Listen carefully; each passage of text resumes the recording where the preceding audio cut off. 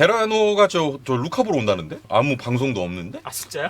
예. 웃긴 게 뭐냐면 네. 달순애와 관련된 모든 모든 분들이 네. 그 인스타에 루카밖에 안 올려. 그러니까 루카 벌써 너무 지금 귀여워. 나 루카 이미지 소비 많이 됐어. 너무 인스타에서 네. 계속 루카만 올라오는 거야. 그래서 루카 올라올 때 솔직히 빨리 넘겨. 딴 거 보려고. 자, 토트넘과 노리치 시티의 마지막 경기 한 경기를 남겨두고 있습니다. 오늘 그 경기 프리뷰를 좀 해볼 텐데, 네. 야, 그야말로 토트넘에게는 정말 많은 것이 걸려 있습니다. 일단 기본적으로 토트넘 4위. 그쵸. 일단 무승부만 해도 4위는 확정입니다만, 그렇죠. 일단 이 승점만 보셔도 아스날이 66, 토트넘이 68인데 아스날이 최대 얻을 수 있는 승점이 승리할 때 69점이에요. 네. 그러니까 아스날은 무승부도 안 되고 무조건 이겨놔야 되는데 그렇습니다. 그때 토트넘이 무승부만 해도 올라갈 가능성이 왜 높냐?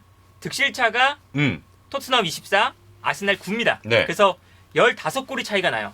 그럼 무승부를 하게 되면 뭐 토트넘은 득실차가 변화가 없겠죠? 근데 아스날은 15골을 이제 이상으로 이겨야 올라갈 수 있습니다. 그렇습니다. 그러니까 15대 0 이상이 나오지 않는 이상 이 토트넘은 무승부만 해도 올라간다. 네. 그러니까 확률적으로 아스날이 마지막 경기에서 만약 토트넘 비긴다고 가정했을 때 15골 이상 뭐 때려박을 가능성이 없기 때문에 일단 토트넘이 비기기만 해도 뭐 4위 확정이다 이렇게 볼 수 있는데 일단 챔피언스 리그가 마지막 경기에 걸려 있기 때문에 토트넘 입장에서 굉장히 중요하고 첫 번째 이유고 이제 두 번째는 사진에서 볼 수 있듯이 살라와의 득점왕 경쟁. 그래서 저희가 더 이렇게 흥분하고 있는 거 아니겠습니까? 그렇죠. 뭐 그 두 번째가 남아 있죠. 예. 살라가 22골, 손흥민이 21골인데 이 한 골 차이가 한 경기에서 당연히 뒤집어질 수 있고. 그럼요.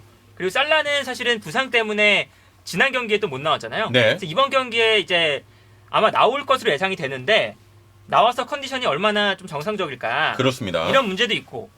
그런 걸 생각을 해보면 이제 손흥민 선수가 이 노리치 시티가 최다 실점 팀이거든요. 프리미어리그에서. 그렇기 때문에 해볼 만하지 않을까. 그리고 이제 이 노리치 시티가 37경기에서 79실점을 했어요. 네. 그러니까 평균 2.1실점입니다. 경기당. 진짜 많이 평균 먹혔다. 2골. 예. 그리고 이제 최근 한 5경기, 6경기 정도를 보면요. 3골 이상을 실점한 경기가 5경기 중에 4경기인가? 그래요. 그러니까 대부분 2-3골을 먹는다는 뜻이죠. 그렇습니다. 이제 그렇기 때문에 아주 창이 날카로운 토트넘. 네. 손흥민 선수와 해리케인이 있는 토트넘이 아무래도 상대가 최고 실점을 했던 노리치 시티이기 때문에 그만큼 그래서인지 손흥민에 대한 득점왕 기대가 더 큰 거 아니겠습니까? 맞습니다. 일단 원정이에요, 토트넘이. 뭐 아스날은 홈이고 노리치는 원정이라서 그런 차이가 조금 있죠. 예. 노리치의 홈이긴 하지만 노리치가 워낙 성적이 또 안 좋고요. 강등이 확정된 팀이기 때문에 동기부여가 사실은 그렇게 많지는 않을 것 같아요. 근데 동기부여가 많지는 않다고 해도 그래도 뭔가 다음 시즌을 기약하는 마지막 경기의 홈이기 때문에 홈 경기고 하니까 물론 이제 지난 경기에서 실제로 잘했어요. 울버햄튼 만나서 울버햄튼과 1대1로 비겼거든요. 그 경기에서 역습으로 오히려 울버햄튼보다 좋은 찬스를 많이 만들었습니다. 뭐 그런 것들을 생각해보면 물론 이제 토트넘이 노리치라는 약팀을 상대하지만 원정 가는 건 그래도 어느 정도 부담감이 있어요. 네. 이제 그럼에도 불구하고 토트넘은 지지만 않으면 되니까 그러니까 조금 많이 유리한 거죠. 네. 아니 이제 뭐 저희가 전술적으로 분석을 이제 해드릴 텐데 제 생각에는 노리치도 마지막 경기니까 어찌됐건 최선을 다할 거란 말이지. 그쵸? 그러면 어느 정도 공격을 치고 올 거란 말이야. 그러면 토트넘에게 오히려 조금 더 상성상. 공격적으로는 안 할 겁니다. 그 지켜요? 역습을 할 거고 공격적으로 할 리는 없어요. 노리치가 공격적으로 할 리는 없고 지난 경기 울버햄튼전에서도 역습으로 잘했어요. 그래서 공격적으로 올라오진 않지 않을까. 내가 근데 감독이라면 나 마지막 경기에서 좀 이렇게 좀 해봐 이럴 것 같은데 공격적으로 나가 이렇게. 그렇게보다 이제 다음 시즌에 어떻게 할지 그걸 먼저 구상하고 있죠. 딘 스미스 감독이 뭐 그렇게 공격적인 감독이 아니거든요. 네네. 그래서 아마 이제 수비적으로 나올 거고요. 일단 노리치는 부상자가 많아요. 네. 이 부상자가 많다는 게 이게 토트넘에겐 또 긍정적인 부분이죠. 그렇습니다. 토트넘 같은 경우는 이제 뭐 스킵, 탄강가, 레길론, 도어티는 시즌 아웃이 확정이고. 네네. 근데 이제 로메로는 부상이 좀 애매해요. 나올 수도 있다 뭐. 큰 부상이 아니라서 이번 주에 나올 수 있을지 없을지 확신은 못하지만 회복이 된다면 출전할 것이다. 이거거든요. 그래서 로메로는 나올지 안 나올지 모르고 이런 상태인데 노리치 시티는 7명이 부상이야. 지금 현재 나올 수 없는 인원이 7명입니다. 되게 많네요. 그리고 이번 시즌 노리치가 원래 부상이 많아서요. 예. 출전 시간을 보면 2,000분이 넘는 선수가 거의 없어요. 거의 1,000분, 1,500분 이래요. 평균값이 한 그 정도 형성돼 있어요. 그러니까 네. 한 선수가 부상당하면 한 선수가 괜찮고 한 선수가 부상당하면 또 이 선수가 부상당하고 이런 패턴이었거든요. 이번 시즌. 그래서 이번 경기에 나오지 못하는 선수만 해도 좀 주전 선수급 선수들이 카박이란 선수, 네. 뭐 노르만, 맥린 요 세 명의 선수는 좀 주전급의 선수라고 할 수 있는데 이 세 선수가 다 빠지고요. 네. 그리고 뭐 아이다, 사전트, 오무버메드레, 뭐 진머만 이런 선수까지 빠지는 경기입니다.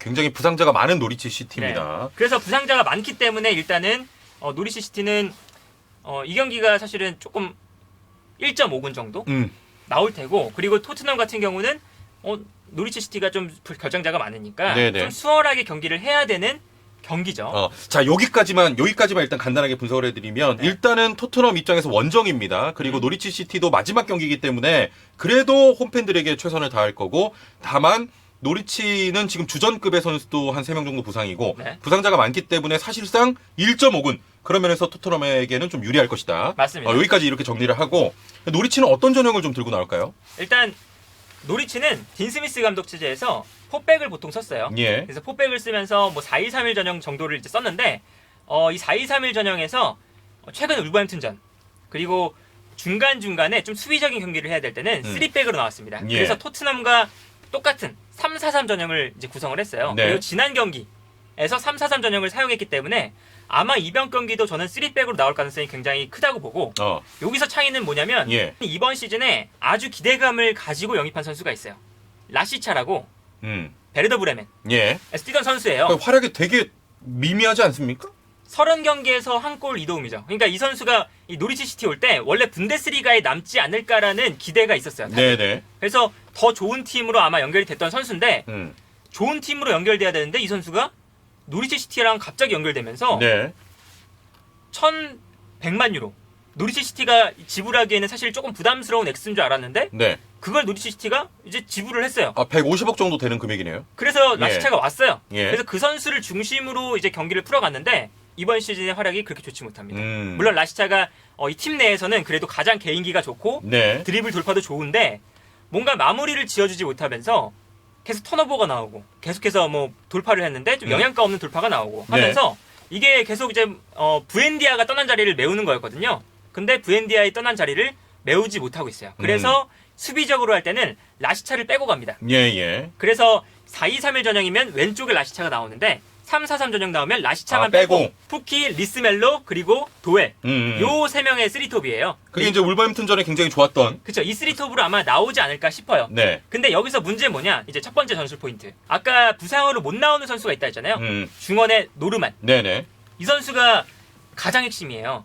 이 노리치 시티가 이번 시즌 선수들이 거의 다 못했는데 잘했던 유일한 한 2명 정도 선수가 있어요. 노리치에서. 네. 첫 번째 당연히 푸키고 예. 두 번째는 노르만이에요. 이 노르만이 수비형 미드필더인데 이 수비형 미드필더 자리에서 수비적으로 아주 잘했고 그리고 그 옆에 노르만 옆에 원래는 이제 맥긴이나 예. 아니면 길모어가 나왔어요. 근데 길모어의 단점이 뭐냐? 길모어는 수비를 못해요. 예. 그래서 이번 시즌에 길모어의 뒷공간, 길모어가 공격적으로 올라가다가 볼을 빼앗기거나 아니면 자신이 마크해야 되는데 마크맨을 따라가지 못하거나 이러면서 그 발생하는 문제를 옆에 있는 노르만이 다 커버해줬거든요. 다 똥을 치웠구나. 근데 이 노르만이 이제 부상으로 못 나와요. 예. 그래서 이 자리에 세렌센이라는 수비형 미드필더가 나올 텐데 이 수비형 미드필더가 길모어의 뒷공간을 커버해 줄 만큼의 수비력은 갖추고 있지 않다. 자, 그러면 여기서 이제 첫 번째 포인트가 나오겠네요. 그러니까 노르만이 못 나오면서, 그러니까 노르만이 이제 길모어의 좀 수비가 부족한 부분을 채워줬었는데, 못 나오면서, 그러면 손흥민과 케인의 그 번뜩이는 움직임이나 아주 날카로운 창들이 먹힐 가능성이 더 있다. 그러니까 왜 그러냐면, 왼쪽 중앙 미드필더가 노르만이었고, 오른쪽이 길모어예요. 그러니까, 왼쪽에는 세렌센이 이번에 나오겠죠? 근데 오른쪽에는 길모어가 똑같이 나올 거란 말이죠. 3-4-3 전형에서 오른쪽 중앙 미드필더 자리가 길모어입니다. 근데 그쪽이 손흥민이 뛰는 자리죠. 그러니까 손흥민이 측면에서 중앙으로 접고 들어올 때 길모어가 못 따라갈 가능성이 아주 높아요. 혹은 케인이 클루셉스키 쪽 말고 손흥민 쪽으로 살짝 내려갔을 때 그때 길모어가 케인을 방해해주지 못할 가능성이 높습니다. 그러면 이제 손흥민 입장에서 어떻게 되느냐. 손흥민이 접고 들어왔을 때 길모어가 마크를 안 해주면 슈팅할 수 있는 공간이 충분히 형성된다. 그 얘기는 이제 쉽게 풀면 손흥민 선수가 득점할 확률, 찬스가 더 많이 나올 수 있다. 물론 이제 노리치가 박스 안에 선수들이 많기 때문에 예, 박스 안으로 들어가는 건 좀 어렵겠지만 박스 바로 위에 수비 라인 위에서 그 길모어가 좀 수비적으로 불안한 자리 예. 그 위치에서 손흥민의 슈팅이 나올 가능성이 높다. 혹은 케인이 내려갔을 때 네네. 케인에게 길모어가 붙어주지 못하면 케인이 볼을 잡아서 슈팅을 할 수도 있고 패스를 편안하게 뿌려주면서 손흥민이 뛰어들어가는 공간으로 패스를 보내줄 수도 있고 네. 이런 이제 공격 패턴이 좀 수월하게 나올 가능성이 높아요. 그렇군요. 네. 자, 첫 번째 전술 포인트. 일단은 노르만이 못 나온다는 점. 그러면 손흥민 선수에게 득점 찬스가 더 나올 수 있다. 이게 이제 첫 번째 포인트고. 그쵸? 두 번째 포인트 한번 살펴볼 텐데. 네. 자, 이제 반대로 토트넘이 수비하는 입장에서 노리치 시티는 거의 뭐 푸키가 공격 루트 아니겠습니까? 유일한 공격 루트죠. 유일한 공격 루트인데. 푸키가 어느 정도냐면 예. 아까 노리치 시티가 프리미어리그에서 최소 득점팀이라 했잖아요. 예. 손흥민 선수하고 2골 차이밖에 안 나요. 손흥민이 21골, 노리치 시티가 전체 23골. 그러니까 2대0으로 손흥민 선수 2골 넣고 2대0으로 이기면 그 노리치 시티 팀 득점하고 똑같아지는 거예요. 똑같아지는 거예요. 근데 이 노리치 시티가 23골밖에 못 넣었는데 그 와중에도 푸키는 11골을 넣었어요. 오. 그리고 3개 어시스트니까 공격 포인트가 14개죠. 노리치에서 참 잘했네 그래도. 노리치 이 득점만 생각해보면 예. 노리치 23개의 득점 중에 14개의 공격 포인트에 관여를 했던 거예요. 네네. 그러면 60%입니다. 팀의 팀 득점의 60%를 참여하고 있고 거의. 그리고 이 수치가 프리미어리그 전 구단에 있는 어떤 공격수와 비교해도 가장 높은 비율이에요. 60%인데. 그래서 이제 우리가 손흥민이나 살라 뭐 이런 선수들 얘기하면서 팀 득점의 몇 %를 차지하고 있어서 야, 이 선수들이 엄청난 퍼포먼스다. 그렇죠. 라고 하는데 그때 이제 언급되는 선수가 푸키는 60% 참여하고 있습니다. 이렇게 바로 그 뒤에 한 줄 정도 나와요. 아니 그렇게 그때 이제 등장하는 선수입니다. 자, 지금 뭐 많은 분들께서도 방심은 금물이라고 하셨는데 네. 그래도 그 노리치 시티에는 푸키라는 어떤 공격 자원이 있습니다. 60%를 차지하는. 네. 그러면 토트넘 수비 입장에서는 괜찮느냐? 방심을 하지 말자는 입장에서 네. 어떻게 보면 푸키의 공격이 먹힐 수도, 그러니까 한 방 먹히면 또 모르거든. 그리고 이제 푸키가 그냥 이제 정적인 공격수라서 박스 안에서 볼을 투입해줬을 때 득점을 잘하는 이런 유형이 아니거든요. 이 선수는 열심히 움직이면서 공간을 찾아 들어가는데 아주 능한 선수고요. 공간을 찾아 들어가는 그 능력만 놓고 보면 프리미어리그 내에서도 뭐 중위권 이상 준수한 실력으로 꼽힐 수 있다고 봅니다. 제 생각으로는. 그래서 지난 경기 울버햄튼전에서도 공간으로 자기가 직접 침투해 들어가서 한 2명의 선수를 제치고 득점을 만들어냈어요. 네네. 이제 그런 게 한 번 또 토트넘전에서 이루어질 수 있다는 거죠. 그리고 이미 노리치 시티가 한 번 예행 연습을 했어요. 네. 3백을 상대로. 바로 지난 경기 울버햄튼전에. 그렇죠. 그때 어떻게 했냐면 노리치 시티도 3톱이었거든요. 네. 3톱에 그리고 상대는 3백이니까 푸키 바로 밑에 있는 선수들 리스멜로와 도에 이 두 선수가 좌우 중앙 수비수를 끌어내요. 계속 움직이면서 끌어내고 좌우 중앙 수비수가 살짝 나올 때 그때 푸키가 측면으로 침투에 들어가는 거죠. 네. 그런 패턴이 아주 잘 나왔고 그게 이제 푸키의 침투 능력을 아주 잘 살리는 방법 중 하나가 됐어요. 근데 이번 경기도 아마 비슷한 전략으로 나올 가능성이 큽니다. 그리고 왜 그러냐면 로메로가 안 나오고 산체스가 나오기 때문이죠. 야, 지금 산체스 선수가 이제 푸키를 막아야 되는 상황이고 근데 이제 중요한 포인트, 여기서 더 중요한 점은 다이어가 뭔가 이제 공간을 커버하는 능력이랄까? 그렇죠. 그런 부분이 좀 부족하잖아요. 그러니까 이 벌리전에도 사실은 알 수가 있는데 그 벌리전에 이 로메로가 못 나오는 걸 알고 있었잖아요. 벌리가. 그래서 벌리가 원래는 베호르스트라는 키가 큰 190이 넘는 그 장신 선수를 원래 주전 공격수거든요. 근데 그 선수를 안 넣었어요. 네. 그리고 앞선에 빠른 선수들로만 2명 배치했습니다. 코르네와 반스. 반스는 그 PK 내준 선수죠. 빠른 선수만 2명 배치해서 로메로가 이제 없는 공간, 그 공간으로 빠르게 계속 달려나갔어요. 그래서 벌리가 전반전에 결정적인 찬스가 한 번 왔었어요. 1대1 찬스가 한 번 있었는데 맞아요. 그때 왜 어떻게 나왔느냐? 산체스의 뒷공간으로 패스를 보내주고 그리고 코르네, 베오르스트 대신 나온 그 빠른 선수가 그 뒷공간으로 침투해 들어갔어요.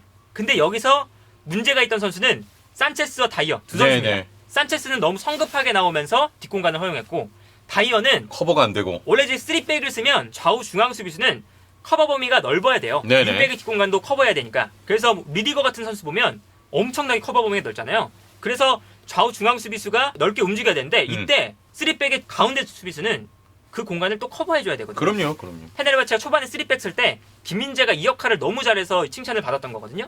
근데 다이어는 언제나 요 공간을 커버하는데 아주 서투른 모습, 그렇습니다. 부족한 모습을 보여주죠. 말씀하신 것처럼 번디전에서 단쪽으로 나왔어요. 1대1 네. 찬스였는데 뭐 다행히도 요리스가 잘 맞긴 했습니다만. 네, 그래서 이제 1대1 찬스가 그때 나왔을 때도 예. 다이어가 당연히 달려가서 좀 방해를 해줘야 되는데 못 달려가 줬어요. 네네. 그리고 심지어 자기 쪽으로 올까봐 멀찌감치서 이렇게 보고 있어요. 내 쪽으로 올까봐.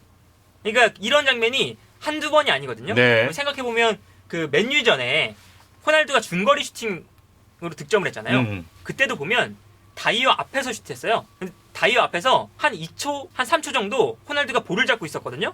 근데 아무도 안 붙는 거야. 맞아요. 다이어가 안 올라오는 거야. 그냥 자기 쪽으로 올까봐, 자기가 제껴질까봐. 그러니까 호날두는 그냥 땡큐네 이러고 그냥 슈팅을 해서 거기서 득점이 나왔어요.